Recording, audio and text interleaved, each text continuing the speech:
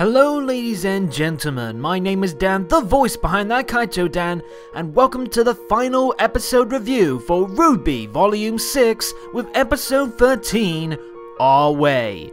Before we get started, as always, please watch the episode first through roosterteeth.com and other official sources to support the show and avoid spoilers. Also, sorry this was a day late, I wasn't able to finish recording audio whilst juggling the release of Kingdom Hearts 3 and my father-in-law's birthday going on. But I am here now, and I want to start off by saying a massive thank you to all of you who have watched my Volume 6 content. It's been a heck of a ride and a ton of fun reading your comments, and I thank you all for tuning in. And on the topic of comments, it's time for the last viewer comments section of the volume, which, to no surprise, is largely about Adam's death. There were a lot of mixed emotions regarding the bald lad's supposed passing, but among the discussions, we had folks like Anonymous Gamer, who wished that Weiss was involved in the interaction to see her reaction to the actions of her father's company with Adam's brand, while Kreese chimed in to comment about how that ugly branding issue could still make an impact in the story even without Adam around. And finally, to end this segment on a very warm note, Stark Raving highlighted how the former heiress continued to show her loyalty to RWBY whenever she needed a helping hand. So yeah, some major shakeups went down in the penultimate episode of the volume that will no doubt leave a mark for quite some time, in universe and out. But we still have one more episode to talk about, and this is gonna be it. How does the RWBY end the volume? Were they able to wrap it up on a high note? Or was it a repeat of the previous season and its faults?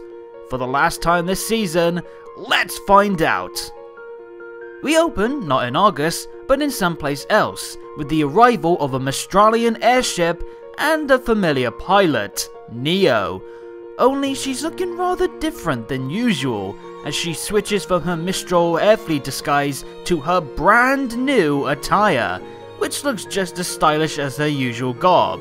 It's still got that typical Neo aesthetic and colour scheme, and I quite like it, even though I will always have a soft spot for her classic look. I do dig the neat tributes though to Torchwick with his iconic hat and the new addition of a scarf that is very similar to Roman's.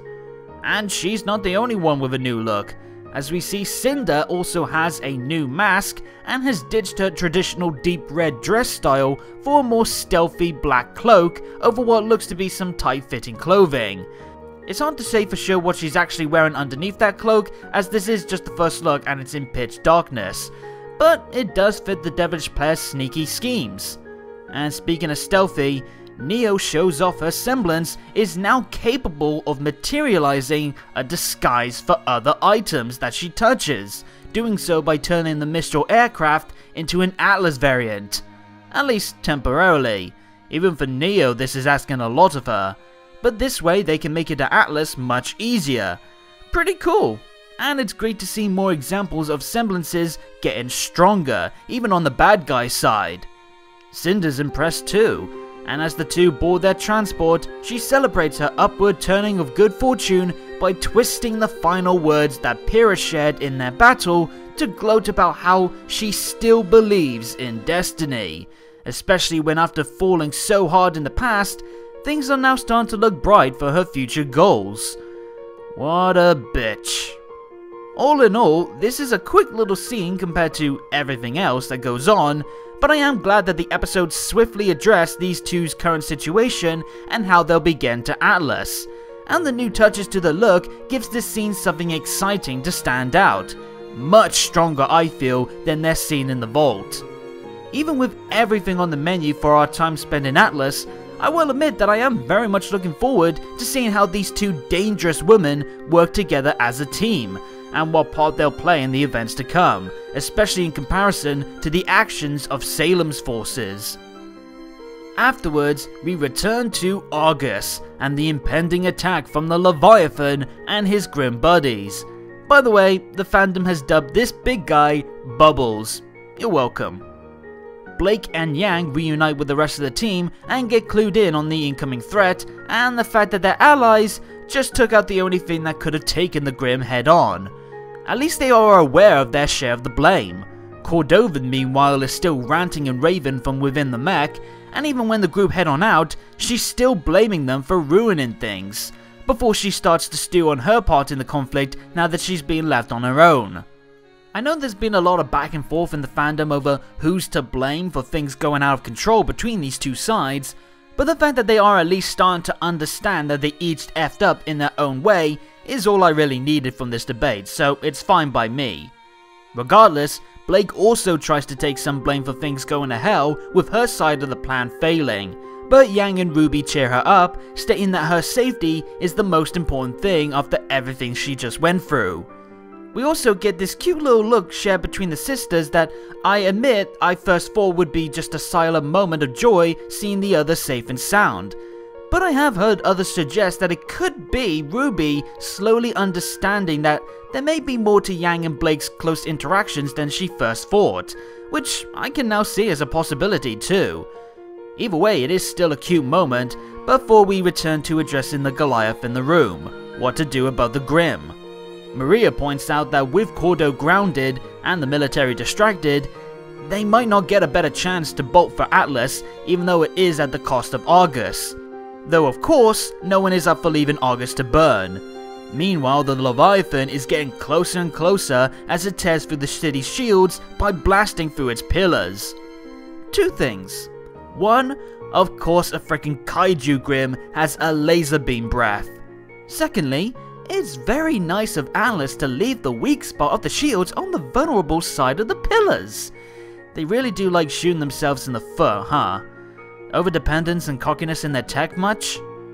With the beast getting closer to the mainland, RWBY readies a plan that will allow them to get close enough for her to use her silver eyes, much to the shock of her teammates. Noah's expression, by the way, definitely being the best of the bunch. A true trial by fire if there ever was one, but what else can they do? I mean, we did get teased this in RWBY Chibi after all.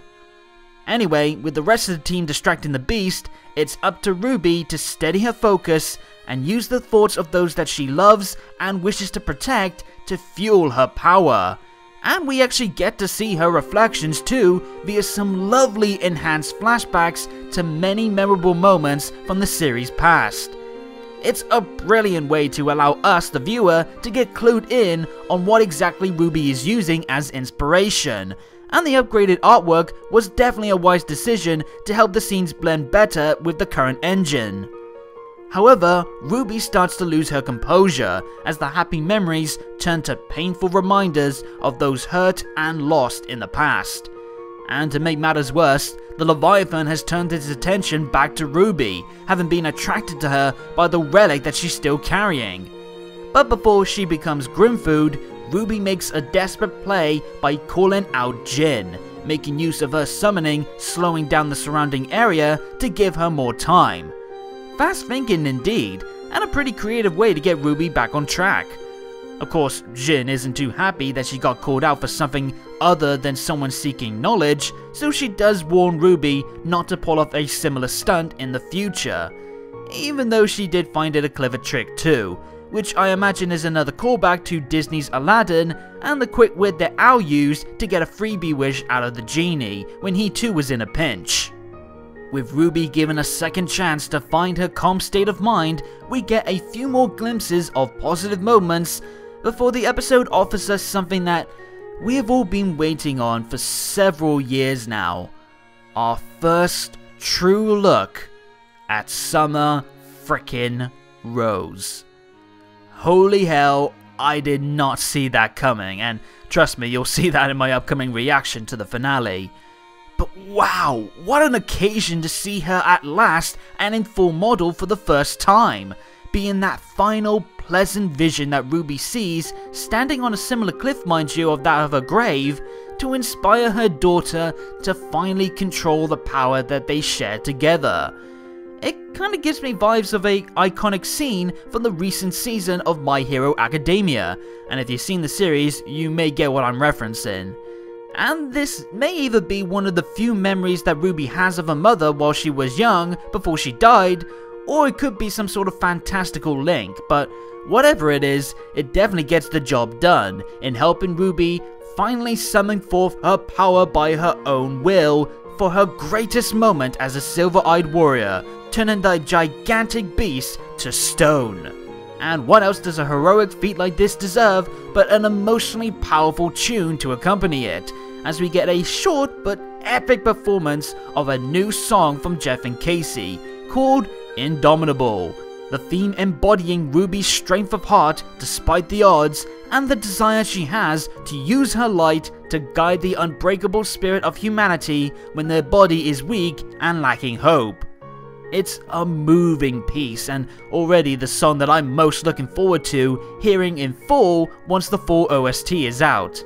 And to make it even more magical, the lyrics are inspired by one of Monty Ohm's most iconic quotes.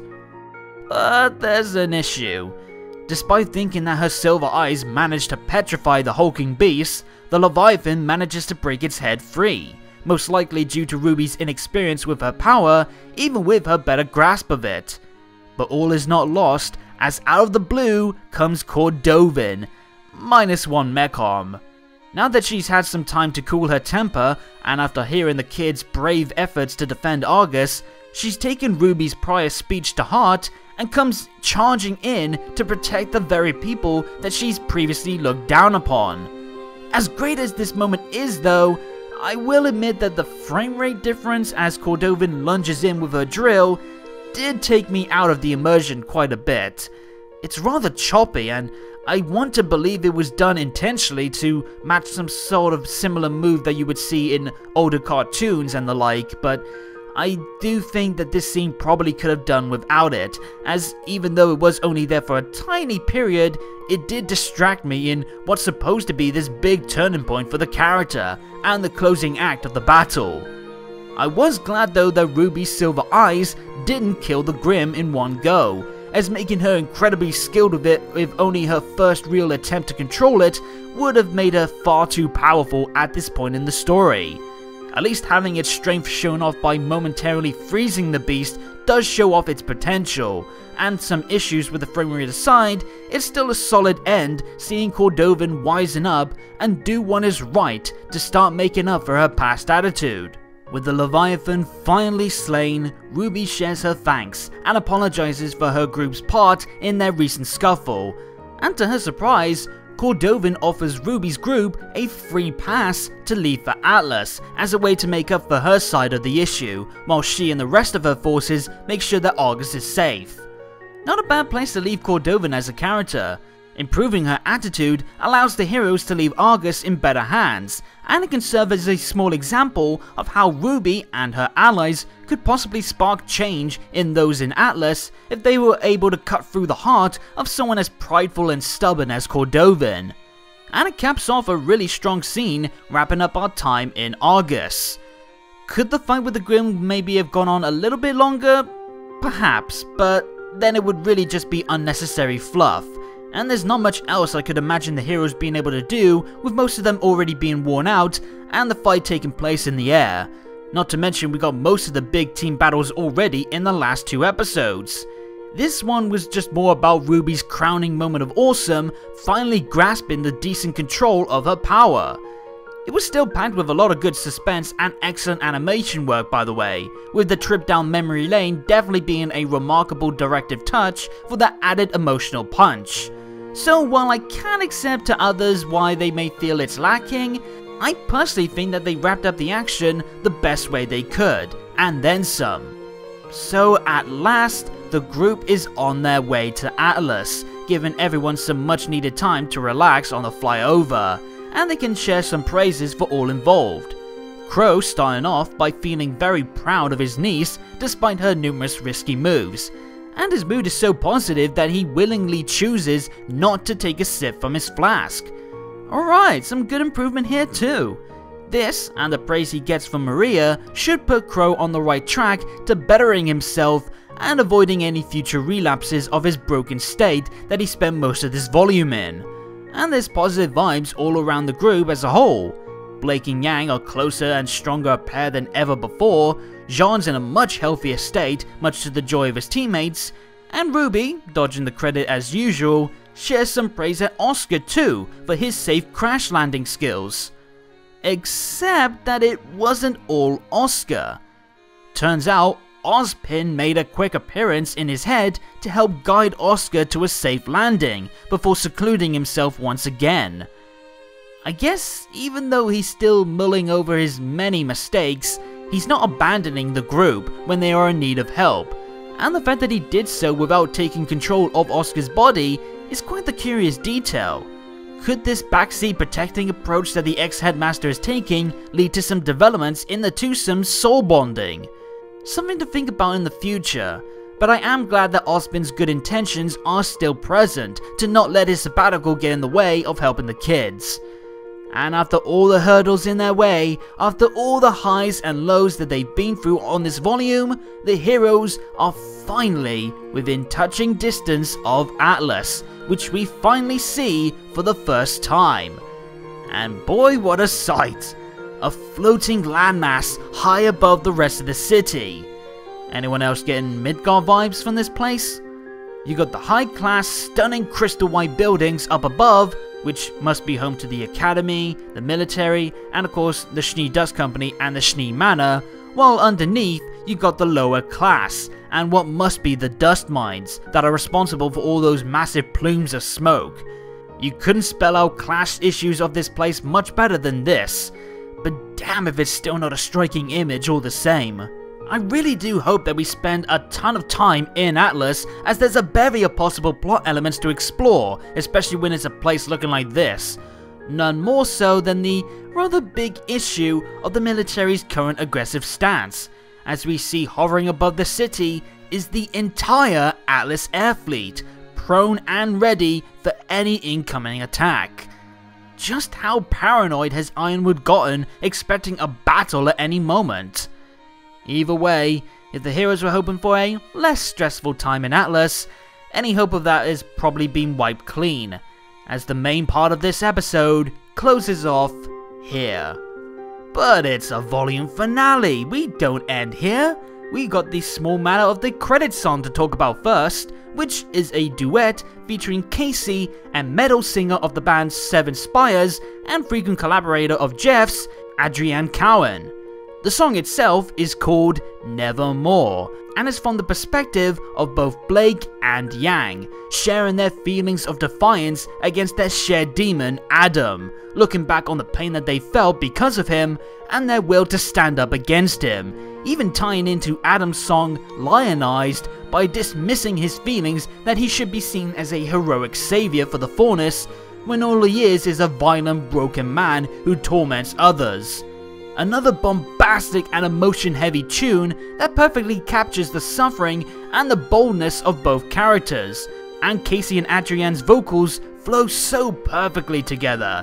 Casey's angelic voice meshing with Adrienne's rawness to make a glorious tune that serves as a solid bookend to close off the Adam arc in both Blake and Yang's stories. And of course, what's a volume finale without an after-credit scene?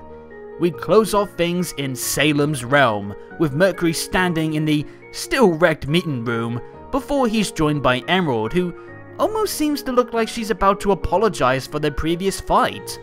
But Merc is too distracted by what Salem is doing outside, creating new versions of the Bringle, giving them wings. The Wicked Witch finally has her flying monkeys. And if Hazel's brief appearance and comments suggest anything, she's looking to send her pretties flying off into the world, as she looks to make her own mark in a plan without issue.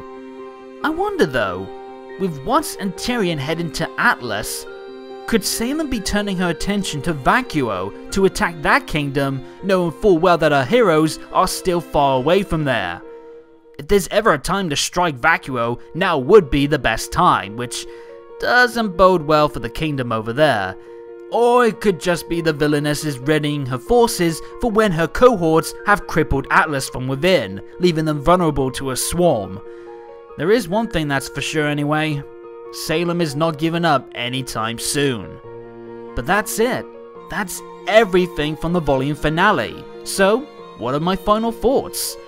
Well, I won't deny, compared to some of the past season enders, it's not the strongest. A few issues like the frame rate on the drill move, a decent yet so-so after credits scene, and it being the shortest finale since Volume 2 are elements that don't exactly weigh in the episode's favour.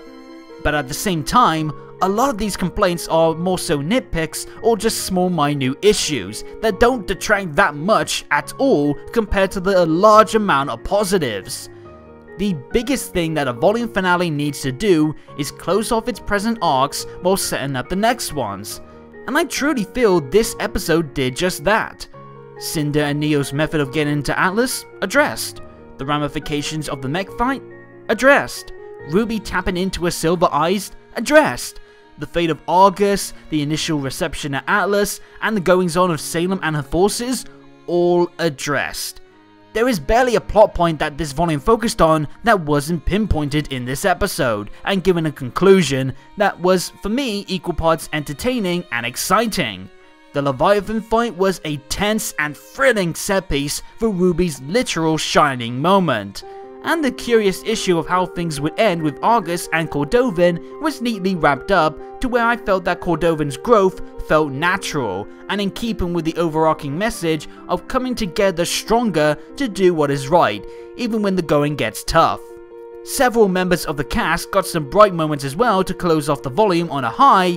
The music and the visuals were at several points truly stunning, and in amongst a slew of superb voice performances, I feel now's a good time to give massive due praise to Lindsay Jones, the final voice acting Gold Star winner of the volume, who finished the season with her character at the finest position she's been in quite a while, and she delivered a great performance to go with it. And thus concludes another volume. And though I will save my full thoughts on the season for my Volume 6 review, whenever I get to that, I think I can be content in saying that Volume 6 left off on just as strong a note as it started off with.